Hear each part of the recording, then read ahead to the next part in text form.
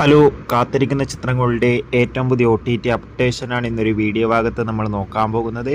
വീഡിയോയിൽ മുൻപ് video like ചെയ്യുക, ചാനൽ സബ്സ്ക്രൈബ് ചെയ്യാൻ വേണ്ടി ശ്രമിക്കുക.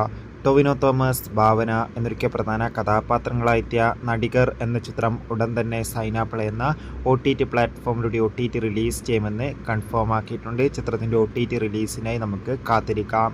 ലുക്മാൻ നായകനെത്തിയ ചിത്രമായിരുന്നു കുണ്ടന്നൂരിലെ കുൽസിത ലഹള.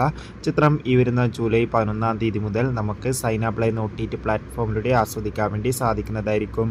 ഇന്ദ്രജിത്ത്, അനശ്വരരാജൻ എന്നൊക്കെ പ്രധാന കഥാപാത്രങ്ങളായെത്തിയ ചിത്രമായിരുന്നു മിസ്റ്റർ ആൻഡ് മിസ് ബാച്ചിലർ. ചിത്രം ഈ വരുന്ന ജൂലൈ 11 തീയതി മുതൽ മനോരമാക്സ് എന്ന OTT പ്ലാറ്റ്ഫോമിലൂടെ OTT റിലീസ് ചെയ്യുമെന്ന് കൺഫേം ആക്കിയിട്ടുണ്ട്. ടൊവിനോ തോമസ്, സുരാജ് എന്നൊക്കെ പ്രധാന കഥാപാത്രങ്ങളായെത്തിയ നെരിവേട്ട് എന്ന ചിത്രം ജൂലൈ 11 തീയതി മുതൽ സോണി ലീവ് എന്ന OTT പ്ലാറ്റ്ഫോമിലൂടെ OTT റിലീസ് ചെയ്യുമെന്ന് കൺഫേം ആക്കിയിട്ടുണ്ട്.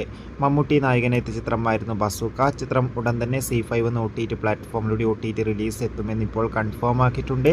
ചിത്രങ്ങളുടെ OTT റിലീസിനായി നമുക്ക് കാത്തിരിക്കാം.